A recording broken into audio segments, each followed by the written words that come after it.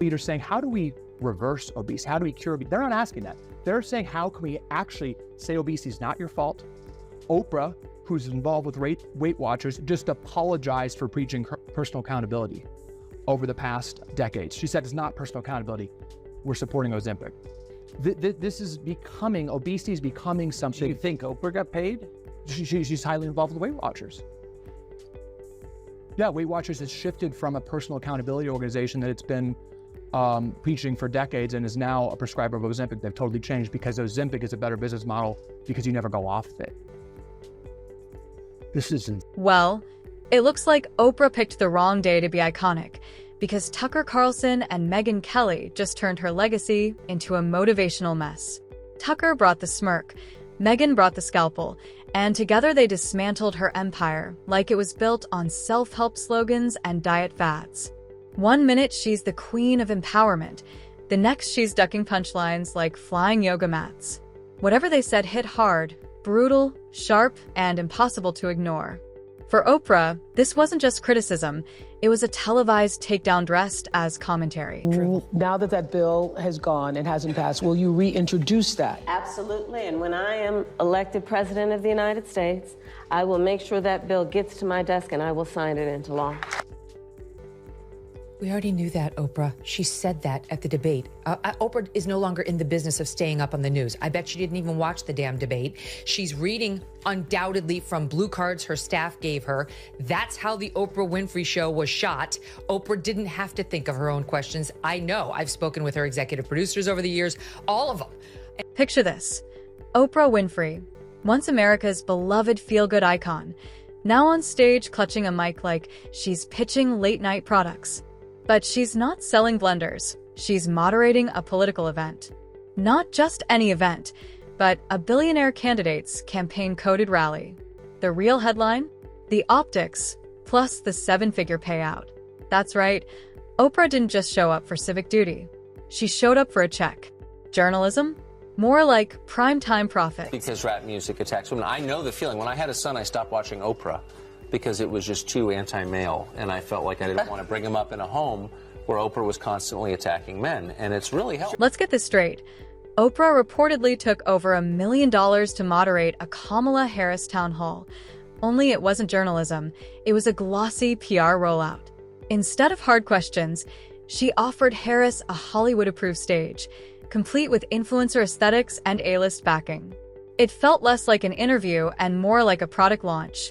Features, benefits, endorsements included. When was the last time Oprah actually spent time hanging out with a working class person in America? She's on her Montecito estate with one of the most beautiful mansions known to man. And that is why she did not follow up with Kamala Harris in response to that stupid gun question with, well, you're on camera saying that you favor mandatory gun buybacks. So how would that work? The Oprah enthusiasm worked when it was genuine. When she first hit the scene in like the 1980s and she was fresh out of Chicago, she was in Chicago for the launch of her national talk show.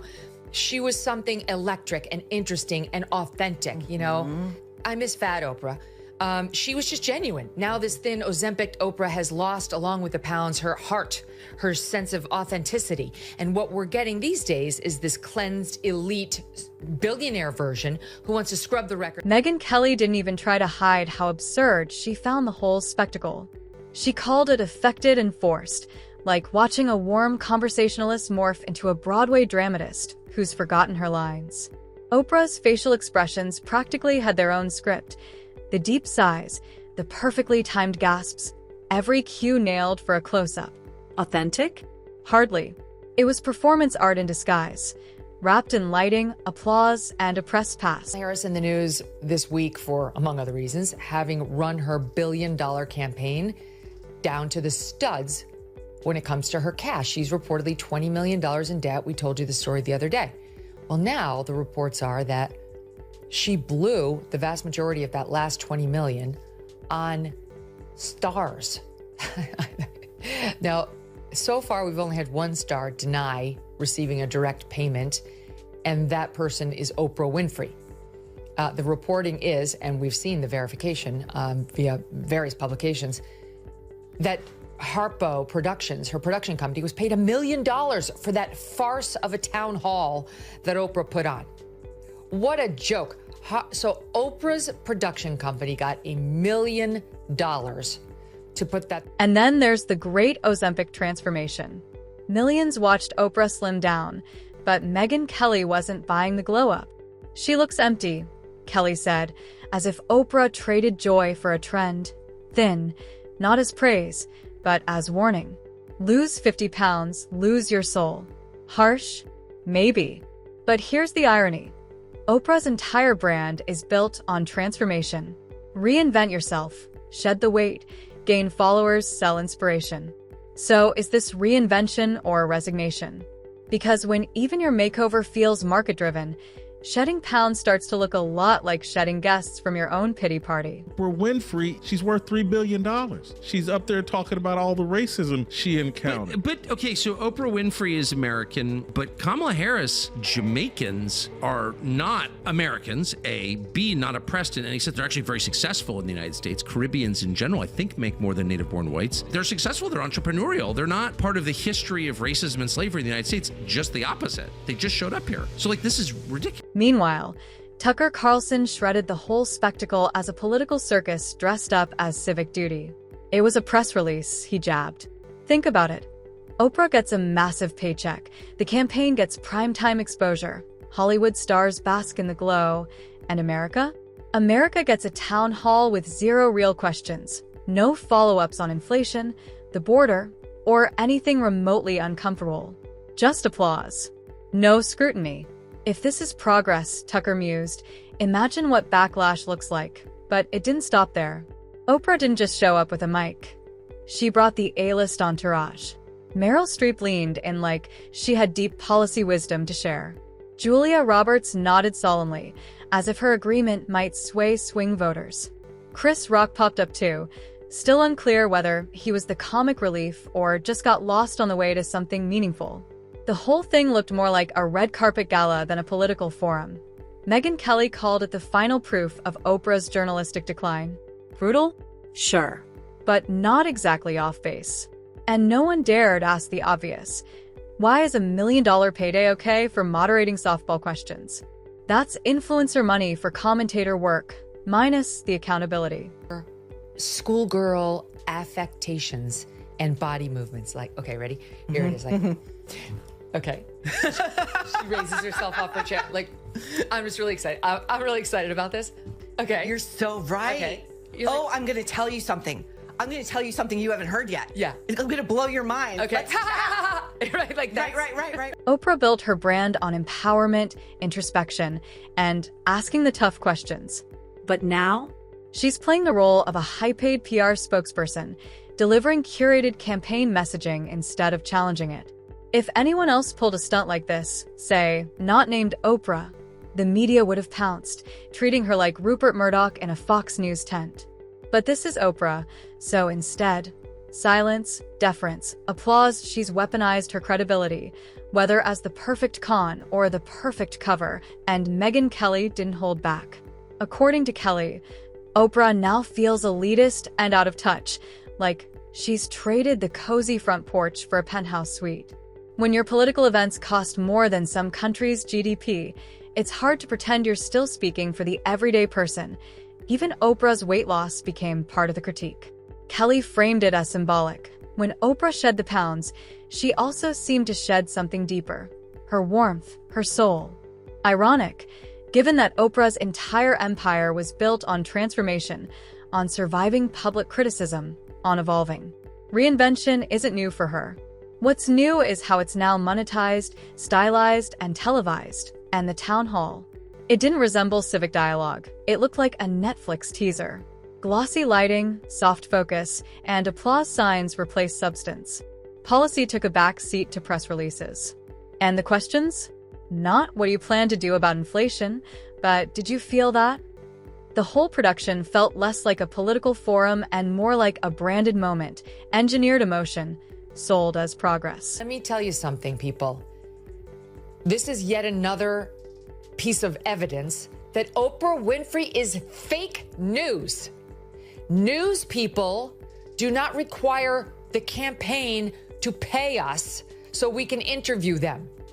I did a town hall of sorts in this election when I sat down with the Tim Walz Stolen Valor former colleagues. Do you think I charged them to set up the set? No, I didn't. Megyn Kelly paid for it. The Megyn Kelly. So what did Oprah walk away with? A production credit, a fresh set of campaign talking points, and a viral, he looked me in the eye, TikTok clip to fuel her next media venture. No tough questions. No accountability. Just stunt TV, with money raining down like confetti. But here's the twist. Oprah isn't just selling self-help anymore. She's selling electoral trust. She's become the first influencer to openly monetize political endorsement. Past YouGov polls show that public trust in a candidate spikes when Oprah's name is attached. So the candidate gets credibility, Oprah gets a 7-figure fee, and we get daytime talk show politics. Bright lights, soft questions, and vague encouragement. Just enough warmth to distract from the vacuum of substance. Why bother with journalism when you can manufacture democracy in a studio, complete with A-listers and applause signs? This wasn't a town hall. It was a talk show dressed up in civic drag. You get a candidate. You get a candidate. Integrity not included. And about those massive speaking fees? No one's asking. Her fans aren't skeptical, they're converted. Oprah's no longer just a celebrity. She's a corporate oracle. She's traded porch swing charm for boardroom divinity. The punchline? Don't just blame Oprah. Blame the audience that treats her like gospel.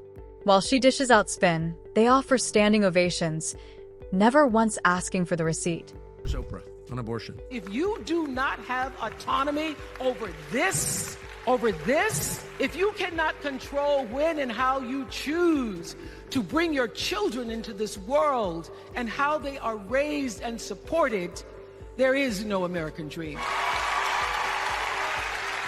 There's no American dream without abortion. That to me sounds like a woman that's had an abortion. I don't know, but that's what it sounds like to me. Well, it's such a grotesque and crazy thing to say that clearly it's coming from somewhere. Here it is, the pinnacle roast. Oprah's whole brand is empowerment, right? You get a car, you get hope, you get healed. But during that town hall, no truth bombs, no hard questions, just polished talking points gift wrapped in studio lighting. This wasn't empowerment, it was prestige projection. Imagine a dentist charging $1 million to brush a comedian's teeth. Technically, he did something, but did it really warrant 7 figures? That's Oprah here. She gently brushed the candidate's gums, buffed up her image, and strolled off with stock in the messaging machine. And the public? We didn't get answers, we got the bristles. No bill, just the aftertaste of a branding exercise. This isn't a roast, it's an indictment. She didn't just cash a check. She monetized trust, weaponized credibility, and crossfade right into the political echo chamber. The irony cuts deep. Oprah was supposed to speak truth, question power, and hold systems accountable. Instead, she became the system, studio-approved, influencer-enhanced, consequence-free. And for the final jab, remember when Oprah told us to live bravely? Funny, because it took zero courage to skip the real questions. Instead of dialing truth, she dialed production budgets and turned what should have been a civic moment into a marketing flex. Live bravely? Nah. Try profit broadly. That's the soft power hustle. Oprah edition. Guys hear Oprah Winfrey? She turned into some sort of nutcase. She's a nutcase. Listen to her last night saying what she thinks the stakes are of this election. If we don't show up tomorrow, it is entirely possible that we will not have the opportunity to ever cast a ballot again. We are voting to save ourselves from this precipice of danger. Would you spare me the drama? I realize you made $1 billion in the drama business. Your tears, which you could no longer produce anymore. We all saw you run out of the tears. You got $1 billion. You stopped feeling empathy for the people who came on your show. We're going to have elections again. Just take a deep breath. You're good. It may not turn out the way you want, but we're going to have another. Let's talk legacy laundering. Oprah isn't just riding the wave of past glory. She's out here pressure washing her image until it gleams bright enough to blind us from the reality. She's become a high-gloss campaign infomercial in heels. Once hailed as a cultural touchstone, she's now a deluxe, high-budget moral accessory. Her credibility used to be earned. Now it's packaged and placed like product on a showroom floor. The transformation is almost impressive. Oprah's gone from being the voice of the voiceless to a premium delivery system for pre-approved rhetoric. And every time she speaks, it's dipped in faux humility and sparkle-eyed concern, like she's auditioning for authenticity. Her pauses? Perfectly timed. Her sighs? Strategically engineered. Who needs a teleprompter when the whole act is pre-installed? Then there's her most underrated skill. Curated silence. Not everything that matters is said. Some of it's deliberately not said. Watch her matrix dodge any real topic. The border, inflation, education crises, nothing. But vibes? Spiritual alignment? Asterisk the moment we're in? She's got a monologue readied. She's turned political discourse into a goop seminar, more about the glow than the grit. And for someone with decades of cultural influence, she could use that power for real nuance, maybe even confrontation. But that would scuff the brand. Better to play Oracle, calm, untouchable, like the Dalai Lama with a black Amex and a glam team. Oprah is admitting she's on Ozempic. And I know this is, our team asked you what was interesting to you today. This was on your list and mine, because of course, you've done a lot of shows on Ozempic. I've listened to some of them. We've talked about this, there's a bunch of drugs. That's just one of the name brands. And now she said she originally wouldn't go on it because she thought it would be, quote, cheating. But now she's admitted that her recent weight loss is due to Ozempic. So what do you... Let's get real. Oprah's alliances say it all. Surrounding herself with insulated celebrities and hand-picked thinkers doesn't scream truth seeker. It screams curated echo chamber, temperature controlled and fragrance optimized. There's no real diversity of thought, just the ideological equivalent of a gated community with valet parking. Once, her storytelling felt raw, human, magnetic. Now it plays like an overproduced tribute reel, safe, polished, and eerily free of risk. Honestly, swap her with a hologram and no one would notice. If AI ever becomes sentient, it might file a lawsuit for Oprah stealing its role. Emotionally optimized neutrality with the perfect lighting, and let's not pretend her every woman persona still exists. That ship has long since sailed, probably on a private jet. She's not one of us. She's who the staff calls Ms. Winfrey and clears the aisle for. There's no relatability when your dog's birthday party costs more than someone's secondhand car. She's about as grounded as a blimp with a wellness brand. And here's the kicker. She's not naive. She knows exactly what she's doing. That's what makes it worse. It's not ignorance, it's strategy. She's not being dragged into the system. She is the system. Slicker than most politicians, which is saying something. At least they still pretend they're not auditioning for daytime TV. This isn't a takedown, it's a wake-up call. Oprah's not the villain, but she's certainly playing one, and playing it with polish, power, and plausible deniability.